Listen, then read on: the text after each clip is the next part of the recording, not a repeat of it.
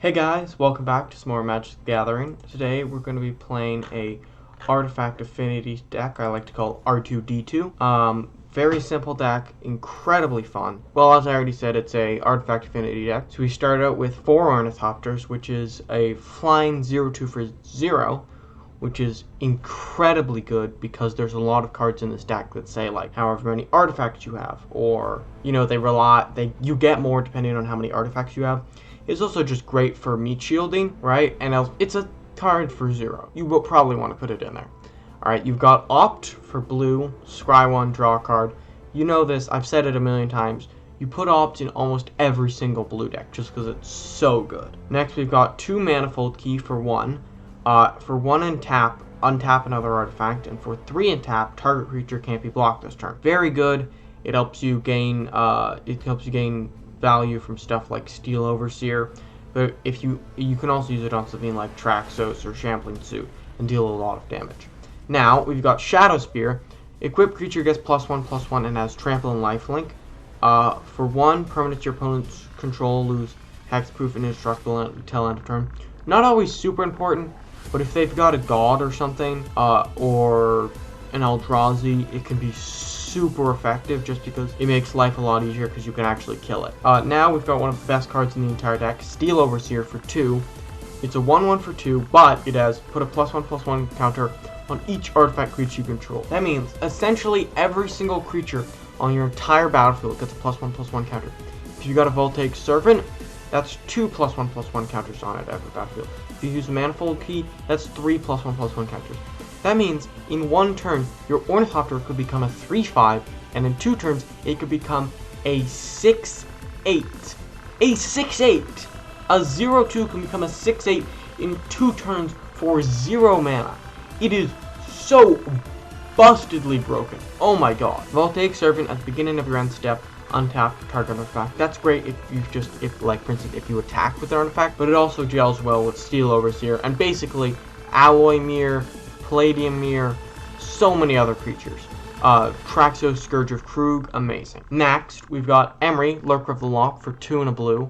This spell costs 1 less to cast for each artifact creature you control, and since I have so many cheap artifact creatures, like, usually you can consistently get her out for 1 mana. Like, I don't think I've really ever paid more than 1 and a blue, and that's like, if I'm really, really unlucky, almost always you're doing 1 blue to summon her. When Emery, Lurker of the Loch, enters the battlefield, mill 4 cards. Choose target. You can tap her to choose target artifact in your graveyard. You may cast that spell this turn. Very simple. You can pull stuff out of your graveyard and play it. It's great because it gels well with stuff like Joyra, because it gives you cards to feed into a draw engine. Especially if you've got Joyra and Tezzeret. We'll get to that in a second. It's also just amazing if you lose something important like a Steel Overseer, or just something you don't want to lose, like a Palladium Mirror or Alloy Mirror or Shambling Suit. It also just gives you recursion, which is very useful. You've got Alloy Mirror for 3. Add 1 mana of any color. It's a 2/2. It's amazing because it helps out so much with casting stuff like Emery, Joyra, and Tezzeret, because we're spread it over 3 colors, so sometimes you can get a bit mana screwed. It's also just great for ramp. Palladium Mirror for 3, it's add colorless. That's great because it helps you play all your stuff. It can also help you get out Joyra faster, Tezzeret faster, everybody out faster, and it can also help you just if you're running low on mana to play as many cards as you can. Shambling Suit for 3. Shambling Suit's power is equal to the number of artifacts and or enchantments you control. I think in this deck, I don't even think I have any enchantments, but that means, like, let's say you have 3 artifacts, and this includes itself, right? Let's say you've only got an Ornithopter, a Steel Overseer, and a Shambling Suit. That's already a 3/3. You got a Palladium Mirror and Alloy Mirror in there, that's a 5/3. You get a Voltaic Servant in there, it's a 6/3.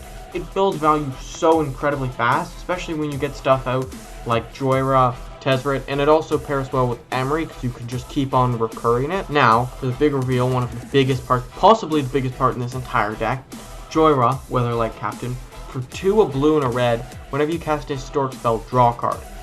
Now, for those of you who don't know, artifacts, legendaries, and sagas are historic, as it says up in the corner. This is so incredibly powerful because the only way you ever run out of cards is if you only have lands in your hand, which means you're never mana screwed, and you just keep on drawing cards. It's so powerful, and when I get to Tezzeret, Master of the Bridge, you'll see how godlike it can become. Finally, we've got Joyrus Familiar for 4. That seems like a lot for a 2/2, but it's got Flying and Historic Spells you cast cost 1 less. It's not as good as Tezzeret, which we'll get to in a second, but it's still super powerful because you can play Voltaic Servant for 1, Steel Overseer for 1. You can play Shadow Spear and Manifold Key for 0. You can play Alloy Mirror, Palladium Mirror, and Shambling Suit all for 2. You can play Traxos and a second Joyrus Familiar for 3. It cuts down on the mana you use to an insane degree. It's also great because it protects you from flying, which is something that only Ornithopter does, which gives you good coverage if your opponent's heavy into flying. Finally, we've got Traxos Scourge of Krug. For 4 mana, he's a 7/7. He's got Trample. Traxos Scourge of Krug enters the battlefield tapped and doesn't untap during your untap step. While they may seem like really bad, right? You do have, whenever you cast a historic spell, untap Traxos. Now you may say, ugh, I don't know, that doesn't seem like it's good enough to merit it never untapping. Here's the thing. If you don't have anything to do, you can just keep him as a 7/7 in the back. Remember, he's only for 4, so he's such good value. And if you got something like Joyra or Emery, you can just keep recurring cheap stuff like Ornithopter, Manifold Spear, Shadow Spear, Steel Overseer, Voltaic Servant, even the more expensive ones. Remember, Historic is artifacts, legendaries, and sagas. All 3 of these are legendary, so if you play any of these, it also attacks Traxos. So, I don't think I've ever played a game where Traxos is tapped for more than a turn. Just because you get so many historic things, you can untap them basically whenever you want. And so even if they've got something like this like tap target creature, you can basically untap immediately. It's so powerful. Finally, the biggest, possibly the biggest, maybe the second biggest part of this entire deck, gels with Joyra perfectly. Tezzeret, Master of the Bridge. For 4, a blue, and a black, is a legendary Planeswalker, and creatures and Planeswalker spells you cast have affinity for artifacts. That, mixed with Joyra, is so broken, you have no idea. So a spell with affinity for artifacts costs 1 less to cast for each artifact control. So, if I have an Ornithopter, a Shadow Spear, and a Steel Overseer, I can play Palladium Mirror for free, as in 0 mana. After that, I can play, once you have 3 cards out, you can play basically anything in your deck for free, no matter what. And even if it's something like Opt, or for those of you who don't know, when it says 1 colorless, you still have to pay the colored mana. But if you have 4 mana out and nothing else costs any mana, it doesn't matter if Opt costs 1 blue mana. You have that mana to waste. It's so incredibly amazing. And with Joyra, you can pick up tracks. For instance, let's say Palladium Mirror. You pick up Palladium Mirror, right? You have Tezzeret and Joyra. You play Palladium for free. You draw another card. Maybe it's not even for free. Let's say you have 0 artifacts on the ground. You play Palladium for 3. You draw a card. You play Alloy for 2. You draw a card. You play Shambling Suit for 1. Now, you draw a Joyous Familiar. You play that for 1. Everything in your deck from now on is free. And you keep on drawing cards and then being able to play them forever. Now, I know what you're saying. Sure, that's good. But who cares if I have all of these weak creatures? They're not going to do anything. Well, with Steel Overseer, you can pop them into insane degrees. And even if you can't, let's check out Tezzeret's abilities. Because remember, this isn't even his main thing. That's just a side effect. For +2, you can do Tezzeret, Master of the Bridge, deals X damage to each opponent, where X is the number of artifacts you control. You gain X life. I've had games where I've been able to zop my opponent for 20. I had 20 artifacts out. 20 full-on artifacts. And I gained 20 life. It is ridiculous how much you can do. And that's his plus abilities. His other abilities, I'll admit, aren't as powerful as that. But they are situational. But they're so great. For -3, return target artifact card from your graveyard to your library. That's great if you want to get back a Steel Overseer or something. You might say, well, you have Emery Lurker of the Lock. Usually you don't use them in conjunction, right, because you'll want to use the +2. But if you really need to, you can use it instead of Emery Lurker of the Lock. Or if you want to, you can use it as in conjunction and get 2 creatures back. And finally, his ultimate, for -8, exile the top 10 cards of your library. Put all artifact cards from among them onto the battlefield. Let's say you get really unlucky, right? You only pick up 5 artifact cards.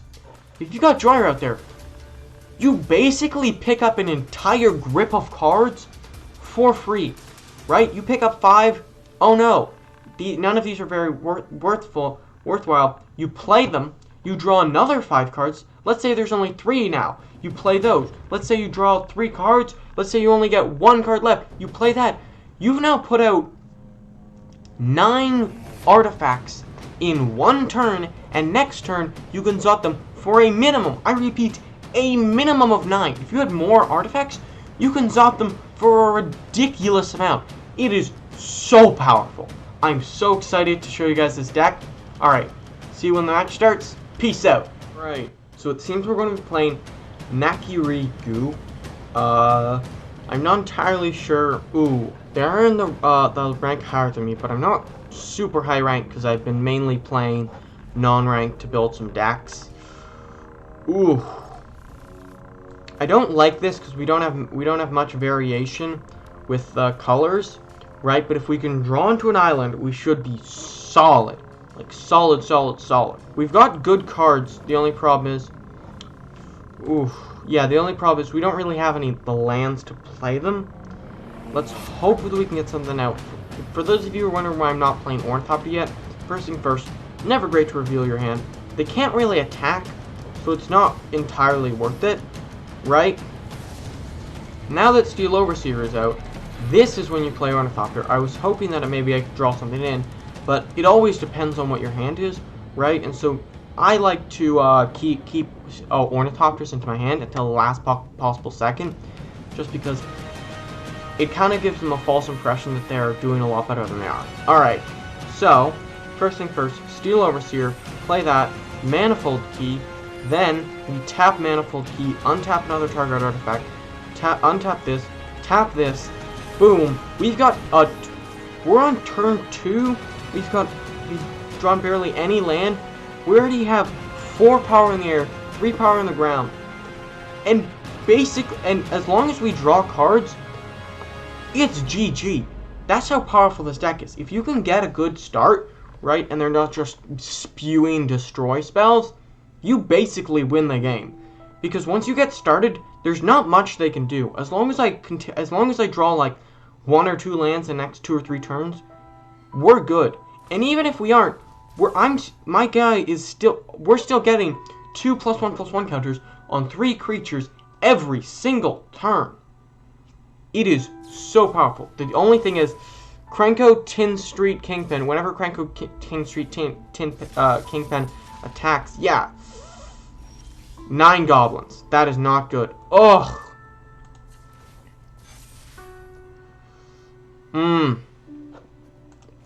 This is scary.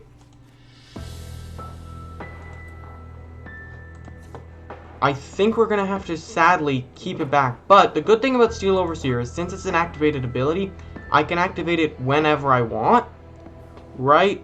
So if they decide I'm not going to attack because he's going to kill my goblins, I can activate Steel Overseer at the end of his turn, so it doesn't really matter. That is scary though. That's terrifying. It really depends on how many pump spells they have. Damn it. How many pump spells do they have? Oh my god. Okay, yeah, we're gonna lose this. But I would like to let you guys know that they have possibly the most... Look at how many pump spells they have. Look at their perfect hand. They get Krenko, and they have 4 pump spells and this artifact in their starting hand. That's possibly the best hand a deck like this can get. And think about it. If they hadn't done that, we would have won the game. Right?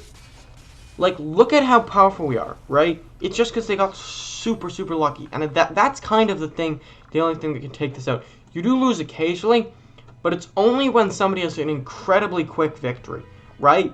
Like, usually, that's like possibly the best hand that deck could ever get. That's one of the very few decks that you can really take out, that even really stands a chance against this deck. I think we're going to keep it because we do have Joyra, we've got Temple of Deceit, which lets you scry. So, as long as we draw into something halfway decent, we should be good.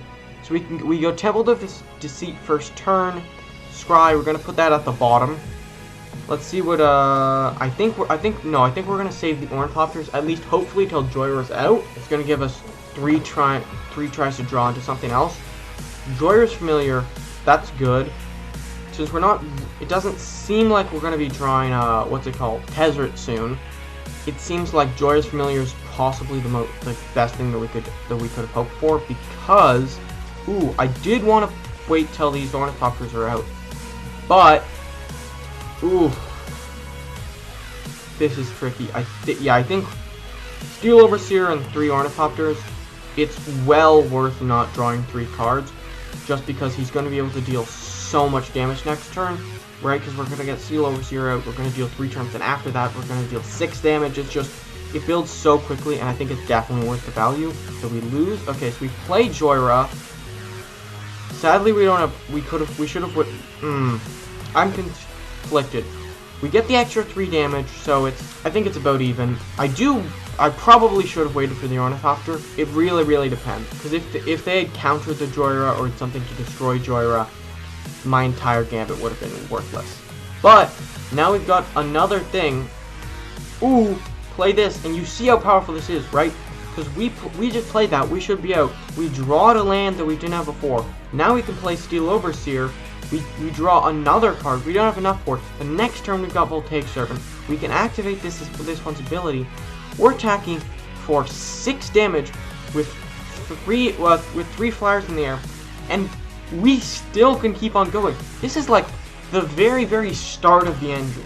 This is like the very beginning of the engine, because next turn we've got Voltaic Servant, which allows us to activate it twice, and as long as they don't kill any of the valuable pieces, I'm pretty sure it's GG.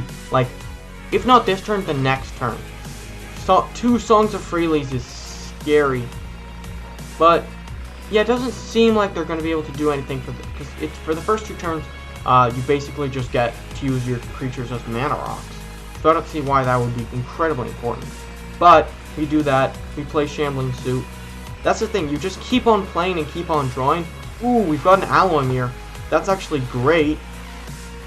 We play an island. Sadly, we don't have anything else. But activate Steel Overseer again. Woo! That's what I'm talking about. He gave up immediately. Oh, that was dirty. That was dirty. Oh, that was so nice. Alright. Now, I think you guys see just how powerful this deck was. Because, like, as you guys can see, that hand wasn't, like, incredibly good, right? And but we still, like, obliterated them. I think we're going to do one more battle. We might have time for a 4th, but I don't think so. So, peace out. See you in the next match. We're going to face the Great Ostrich. So, let's hope he doesn't peck us to death. We're perfectly set up, so as long as we draw into, like, anything good, we are freaking primo. It all does depend on the draw, though, right? Because if we don't draw into anything good, we might be screwed by this hand, but as long as we can just draw into, like, something and, like, anything at all, we're so good. And we've got the opt-in hand and can play it first turn, so I think it's just so worth it that we just play that, play opt. I think we're just gonna have to go for the land, just because it's so important right now. We're running low on lands, and I don't think it's worth it to skip it, and it gets it out of the way. The only problem is if the top card is currently a land, then that was a big mistake. But we've got a Steel Overseer, so it doesn't seem like it's that bad of an idea. We play Steel Overseer, we play Ornithopter. Next turn we'll play a second Steel Overseer, and if we have anything else, we'll do it.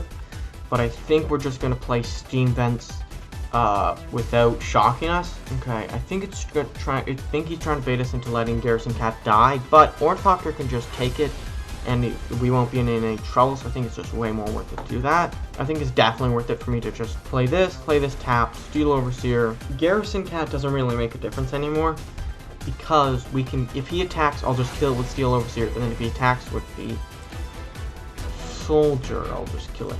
Ugh, Impassioned Orator is a nightmare to deal is a nightmare to deal with, because every time a creature enters the battlefield under your control, you gain 1 life. So stuff like Garrison Cat can really be bad, but it doesn't seem like it has anything that actually activates off it.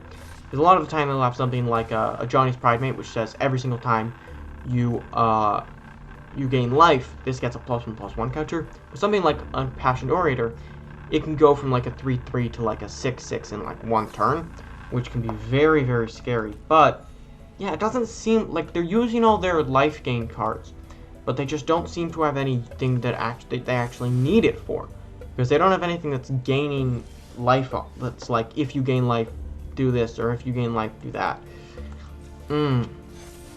I don't like the fact that we don't have enough land to do anything. We've got 2 6/8, so I'm not exactly worried.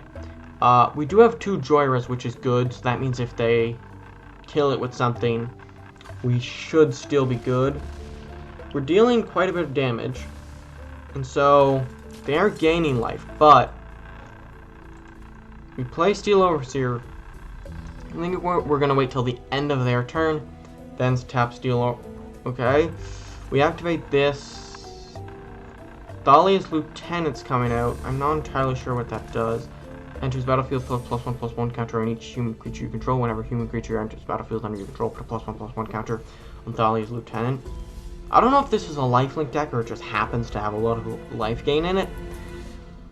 Ooh, I don't like having to play Flaming Mirror instead of Joyous Familiar, but next turn we're going to be able to play Joyous Familiar. Ooh, and he conceded. I wonder why. It's not like we had an 8/8, a 7/9, a 7/9, and we're getting more of them. All right. Victory! This has been such a great time, because due to the YouTube channel, I have to come up with decks a lot of times, so I don't usually have enough time to get to play my favorite decks a lot of the time. Like, I usually like the decks that I'm making, but R2-D2 is, I think it was like one of the first decks I made, and I've just been tinkering it. I just tinkered with it for like multiple months. And for those of you guys in the comments, I'm sure that there's a better version out there. Leave your suggestions down below. I'd be happy to hear them. But it's powerful. It's powerful. And I don't usually get to do it. And I'm so happy I was able to make a video on it. If you guys want to see another video on it, I would be happy to oblige. Peace out, guys. See ya.